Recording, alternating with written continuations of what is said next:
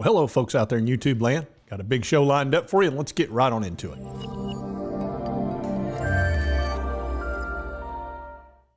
All right, let's pull up the screen here.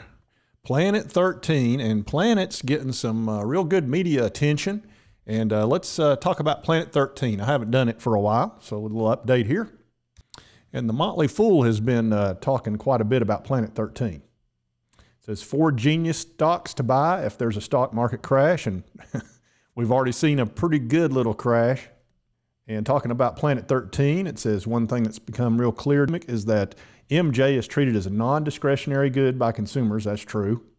It says Planet 13 has set up 2 operating dispensaries. It said, but these aren't your run-of-the-mill stores. The Las Vegas Superstore is 112,000 square feet, and you know how big that is and how successful it's been. It's been a home run. And now they've got the one in Santa Ana, California, which is about half that size, but it's still huge. And it's just getting rolling. So like I say, the numbers for it have not been impressive, but the one in Vegas has done fantastically. It says it's done a very good job of growing sales at its flagship Las Vegas Superstore. We know that.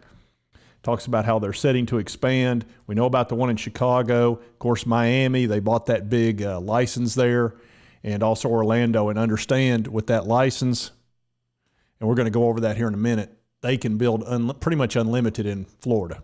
But when you see what they paid for it, you'll understand why. So it did make for a smart buy if a market crash occurred. And this one, this is from a different writer, but also from the Motley Fool, says 2 stocks that could soar 150% to 180%, according to Wall Street. And talked about Planet 13 has an implied upside of 180%. Talks about its market share in Nevada of 8 to 10%. It talks about how they did $33 million in revenue in the 3rd quarter. And now most of that, of course, was in Nevada. But it also talked about how it's not consistently profitable, and we're going to get into why that is. All right, as we take a look at their balance sheet, and of course this was after 3rd quarter. We don't have their 4th quarter yet, but they had $73 million in cash, and then they had $55 million in restricted cash. And understand why there's $55 million restricted. I'll show you that.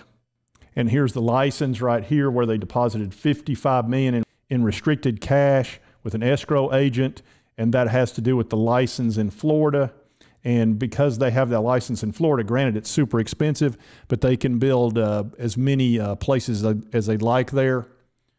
So it's not just one big superstore. They could have multiple neighborhood stores, or they could do multiple superstores.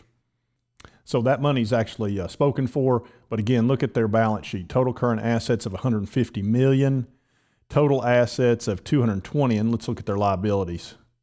Let's see, total current liabilities is $11.9 million. I mean, they have almost no notes payable under $1 million. Let's see, what else have we got? Long-term lease, which that's nothing. Let's see, that's just a regular expense, really.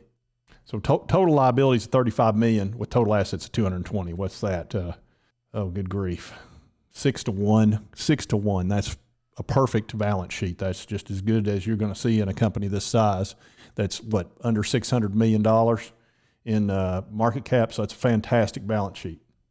Now let's get into their 3rd quarter where they did $33 million in sales, which is really good. And it looks like you'd think they're going to make money. They made money with only $22 million last year in the same quarter. And they did have a profit, but why didn't they have a profit in this quarter when they had $10 million more dollars? Well, it's pretty simple. If you look down through here, you'll see share-based compensation went from $569,000 to $6.6 million. So with that and the depreciation amortization, that's over $8 million. And income from operations 5.8 negative. So, and that's why it's in the red. It's because of share-based compensation, which really hammered it. And basically that's just shares to the top dogs. And that's unfortunate because they can control whether they make a profit and loss in this company. Cash flow wise, they're really good. I mean, that doesn't count against cash flow because again, it's shares. It dilutes the company. Understand that as a shareholder, but the reality is it's not like it's money out of the bank. So it's one of those frustrating things. You see that with these positive cash flow companies that could be profitable, but because the top dogs are taking care of themselves with the share-based compensation, it becomes a whole issue. And if you don't understand what share-based compensation is, actually, I've got a little video that'll explain it really well. How about me, boss? Oh, yeah, one for you. And me, boss. One for you. And me, boss? One for you. And me, boss. So yeah, there it is in a nutshell. It's how about me, boss? How about me, boss? You know. So and this happens. I'm dealing with the same thing with Palantir. Same situation. These folks, you know, they built the business, and anyway. But you would think in the conference call this would be discussed when something went up 1,100%, but no questions were asked at the conference call of why this number is so high and who's getting all this. But you know, maybe they're controlling those questions. But if anybody's at the conference call, maybe in the fourth quarter, maybe this will come down. You know, that's a lot of money in 90 days. But anyway, you know, this is a successful company that's, you know, the bottom line doesn't look worth a crap, and it's unfortunate.